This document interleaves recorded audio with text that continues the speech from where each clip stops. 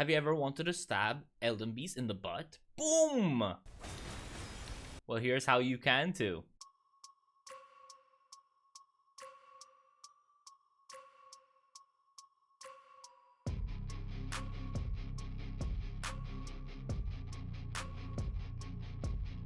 So we start off by picking the only class with a dagger, the bandit class. And as all runs begin, we jump off the side, cause say it with me, nobody get time for the grafted scion. Now for some reason, we stab a goat?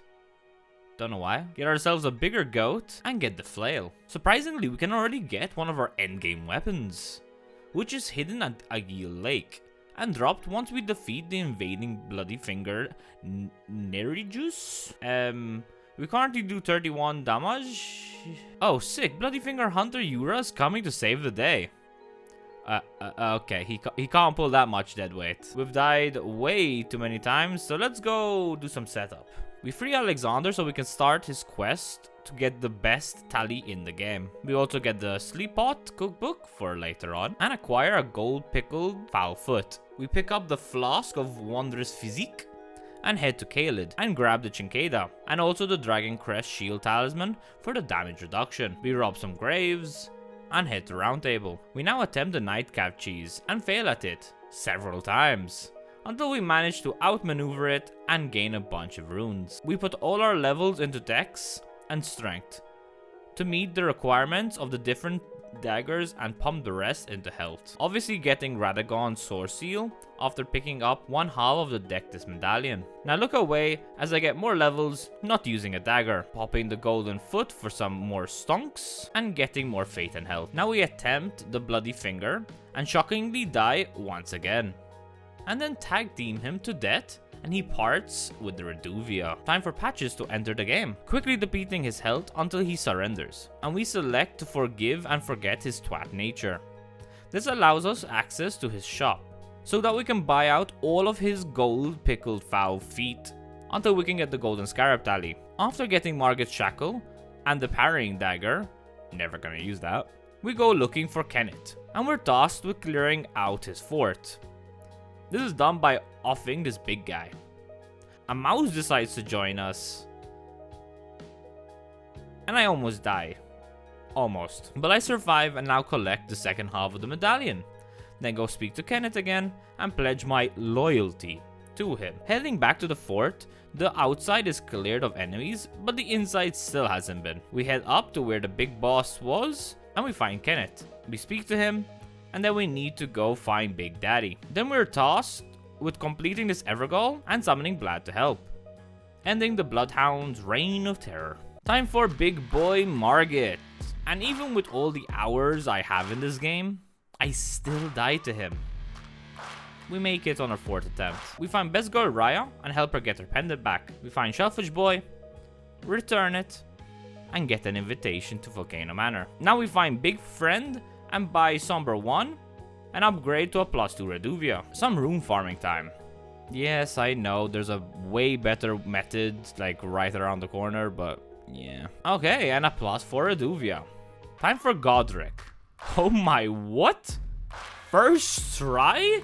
Let's go! Now for some odd reason, we think we can defeat Loretta, who can't even be bled. The skill, irrelevant of the bleeding effect, is definitely still powerful enough to beat her.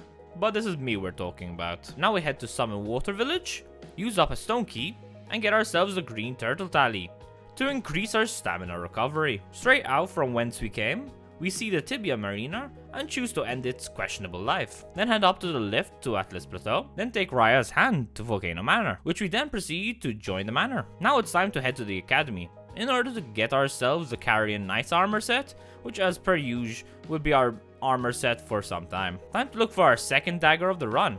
Can you guess which one? Now we head to this building while running away from Lanciax. Turns out there's a way better way to get here. I just didn't know about it. Spotting an assassin sitting on the ground, I can assume that they're the ones that have my weapon.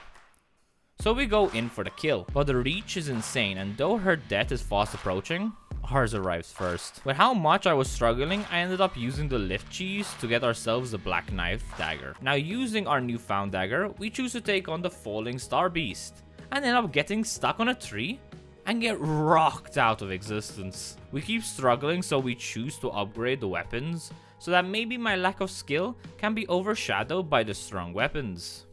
So now we have a +4 Reduvia and a +2 Black Knife. We pay our toll, pause the throw to head into the cave, and are now able to level up our weapons. Reduvia to +6 and Black Knife to +4, which should increase our damage exponentially. But wait, there's more. We find the scarab in the middle of some hooded figures and get ourselves a somber 5, which should allow us to up the Black Knife to +6. We now actually kill Vyke for no apparent reason, and while on our power streak, we decided to go face Big Red. And unsurprisingly, with such overpowered weapons, we completely decimate him. Now we choose not to fight Mughrim and walk right past him. And yeah, lift plus slow equals he walks to me and knocks me off from way high. Somehow I survived the fall. Confusing. Now I call it back down and he's nowhere to be seen. Yep. Indeed, he was just casually waiting for me. I head to somewhere he shouldn't be able to pause and I cuss him out. And he suddenly starts running towards me. It scares the stoopy out of me, so I run away. But now it's time to smack some students. Okay, here she comes, and now it's time for Destined Death. And I slash her health right down. Sadly, I need to do around about 2 cycle her. But now we get to run up under her and enjoy the damage. Unfortunately, the range isn't amazing, so we do miss her. Like, a lot. But now we managed to land a beautiful hit, followed by her landing several magic missiles. Alright, let's try this again. She just summoned the Bloodfang dude who refused to be unsummoned and stayed chasing me for well over a minute. Sneakily getting in a Destined Death right before her iframe window started, which was like, whoa. And then I decided to let go of caution and go ham, which allowed me to achieve a dub. I need to really remember that sometimes playing defensively isn't always the way to go. Following Rennala, we go straight for a done. And yeah, we could not first ride the little horsey. Instead, we go to Millicent so that we can start our quest, in order for us to get her late game tally. Which means we need to go trash Commander O'Neill and get yeeted out of existence. The exact moment we KO'd him. Please tell me it counts. Heck yeah! Now we head to Gowdy's shack without getting lost, and we get the unalloyed gold needle that we tell Millicent to stab herself with, and for some apparent reason, she does it. We head to this totally non-hostile village and fight a Godskin Apostle, and thanks to dot damage, we manage to inch out a victory. But Millicent isn't here, so we head back to Atlas Plateau and find her hiding in the bush. Turns out we need to get the Valkyrie prosthesis before she can move on. Fair enough, she only has one hand right now. And now we find her at the village. With some twisted brain, we think we can beat DTS, which is still one of the hardest fights I struggle with. As usual, we go fight the Cleanrot Knights in order to acquire the Golden Scarab for some extra runes. Just like I'm hitting this guy, if you like this video, don't forget to hit the like button and subscribe, it will mean the world to me. Is the Godskin Noble possible for me right now? The answer is heck yeah. Second attempt and with literally our last bit of FP, but we managed, so that's all that matters. Totally didn't just spend over 30 minutes to find this location. We run past the Virgin to get ourselves a Somber 7 and make the hard decision for which weapon will +9. Which we end up choosing the Reduvia, since it has more use for me the higher level it is. With that in mind, there is a very early ancient Somber Stone that we can get, so might as well make a +10. Now we go back to DTS, and somehow, after a stupid amount of deaths, we finally managed to trade our final hit. Once again, with our last bit of FP. My Bloodblade lands and I have no idea whether it bled him or not, but I somehow survived with a sliver of health, 24 to be exact, and he didn't. Goldy is next. I'm a little worried, since he's like Loretta, he can't be bled. I messed something up and died, but then destroyed him immediately afterwards. Naturally, it's Morgott's turn, and he seems like an easy fight. But for some reason, I only keep using Destined Death and make the fight 100% harder than it needs to be. The good news though, there really isn't, cause I died. And died. And died once more. until I decided to get myself the next Somber 7. I forgot how to get to this place, so I chose to go after Radon. And on my second attempt, I actually finally put him in his place. His death allows us access to Nokron City. And with that, my twin faces a similar death, quick and painful. This allows us access to a chest that's clearly not for us. So how about we take it? Loretta, we back baby. Yeah, Destined Death is OP. Who am I kidding? It basically gets us through most of the game. We meet our Frosty Queen and get access to the one sealed chest. Then we invert this place. Can anyone remember where this place is from? We get the Curse Mark of Death and Ainsel River time. Taking a day break, we die immediately when we go back, but manage to pull one over him immediately afterwards. Now in order to progress Alexander's quest, we need to fight this Magma Wyrm. Yeah, not really all that difficult with this specific build, but Torrent couldn't make it to the pillar. Damn. But we got the jar! Let's go! Now it's time for mountaintops, and we need to get this little beetle. Oh wait, no we don't. Millicent's quest time. Trash Commander Niall this time. And just like the other commander, his goons are a nightmare. Taking a bunch of hits but dealing way more.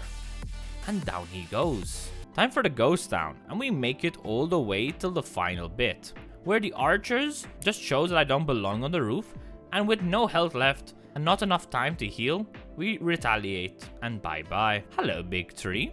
This time finding real Loretta, we do trip on our own boots and end up face first in the ground. And as usual, we take a break, and the next day we tend to be able to take the boss first try. Let's go! Thanks to finding an ancient somber in this chest, we're able to plus 10 the black knife, adding a massive boost to our damage output. But now it's time to do the finishing stages for Millicent's questline, which unfortunately entitled fighting this tree spirit in one of the worst arenas. After falling and dying several times, we get ourselves its golden seed and are able to do the final steps for the quest. Now we need to choose whether to kill Millicent or help her. We choose to assist her because that's the one that gives us the good tally. And now we need to kill her 4 sisters. After a confusing first attempt where we were fat rolling, we got back in and whooped them into nothingness, which rewarded us with the Rotten Wing sword insignia, which greatly raises the attack power of successive attacks. And once Millicent succumbs to her rot, we are then rewarded with the unalloyed gold needle, which is useful if we want to reset one of the game's endings. Progressing closer to Malenia, we get ourselves the Dragon Crest Great Shield Talisman for the best damage negation in the game, which now means we're ready for the fire. Ouch. Yeah, it's time for this big guy. This is also the fight where I learned how good the Bloodblade is. And after getting squished way too many times, we somehow inch our way to victory. Now it's time to set fire while we sleep in the front. Duo time! And yeah, we get hurt. So sleep pots it is. Wow, I always forget how powerful they are when it comes to these bosses. Pots head off to this legend giving me the best tally. He gets some hits in, but inevitably falls to my blades. And the Shard of Alexander is now mine, which means both Destined Death and Bloodblade's damage got 15% stronger. Moving straight onto Beast Clergyman? Never mind, moving straight onto Mohg instead. I don't know what happened in the previous stream, but there was no winning for me, so I ended up taking a short break, and within 3 attempts, Mohg got TKO'd. Still taking a break from Maliketh, I come up with a different idea for how I want to beat him. And for that, I need to speak with this dude to get the Comet Azure, speak with Selin, and get given the Selin Sealbreaker, which naturally means we're heading to the Celia hideaway. Accidentally fighting the putrid Crystalian Triplets. Underestimating them, I end up getting killed almost immediately, but we come back with a vengeance and easily take them out. Oh, that's where the jail we've been looking for is. I totally didn't take any time looking for this. Stars of Ruin acquired, so back to Selin. Now it's time to find Sylvan's secret experiment chamber, which isn't really that hidden, but then we have to find the hidden chamber to find Selin's new body, but not yet. We first need to find her real body sealed in this rune, get her to give us her core. Now we possibly need to deal with this fight, the misbegotten warrior and his friend the Crucible Knight, which is an easy dub. Turns out I just needed to reload the area with her real body to find this dude. Now finally back to the hidden room, and I'll let the video say it. And she's alive! That was kinda anticlimactic. Now to the front of Rennala's boss room, and we pick the summon to assist option, easily taking out the witch hunter, and with that, we are rewarded with the glintstone Chris. No, not everybody's favorite TikToker. Hey, I'm gonna go grab some coffee, maybe go to... Wait, what just happened? Isn't this what happens when you beat her? Maybe? I'm very confused. But now we plus 10 Chris and head back to the clergy fight, easily going into the second phase using the way better method of using the blood blade. Then we switch to the Chris blade and using the Stargazer heirloom to plus 10 our int stat. We meet the requirements. How do I keep forgetting about that slash? Let's beat the Baleful Shadow real quick and collect our 4th dagger, the Scorpion Stinger. After being beaten up for several attempts, we finally beat Maliketh. And time to party. Now we sneakily, definitely no creature noticing me, pick up the Earthtree's Favor +2 for better stats and skillfully get away. Now deciding to go for our next Remembers boss, get myself the Blessed Dew Talisman, which will give me passive healing, thus making my life longer. Comment down below who you think I'm going for next.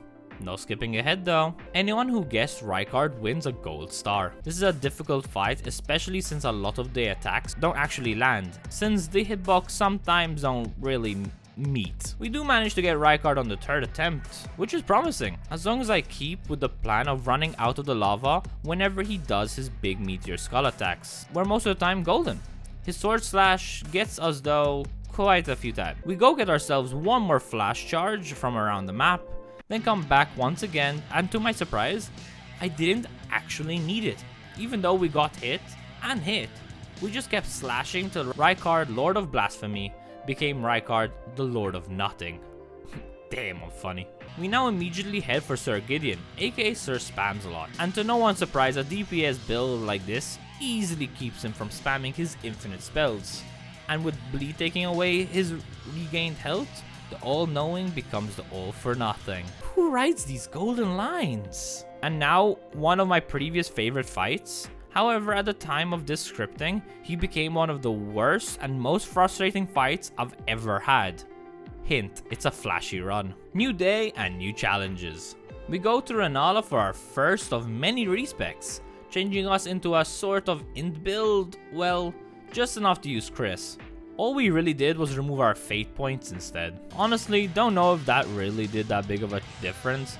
However, through numerous deaths, we stayed switching between the different daggers until we stumbled upon the Reduvia on my main hand and the Chris on my offhand, making for one of our stronger build combinations. We now get ourselves ready for the next challenge and respec ourselves once again. This time moving away from the int and more into Dex and Arcane. For our first attempt at Dadagon, it wasn't terrible. How would we face against Malenia? Oh wait, second phase on our first attempt? That's new, but yeah, that makes sense. After attempt 32, we choose to try activating ourselves a Great Rune. Radon's Great Rune specifically, since it's meant to raise my maximum HP, FP, and stamina, so it's worth a shot. Yeah, to no avail. I keep dying over and over and over and over again. And unfortunately, this trend will go for about 4 more streams, which means we just sometimes switch to Dadagon. However, for some reason, mainly because I'm actually getting her to phase 4 quite often, and we just feel like it's a bit of a better fight, we just keep going back to the Goddess of Rot, which slowly melts and corrupts my brain. What can I say?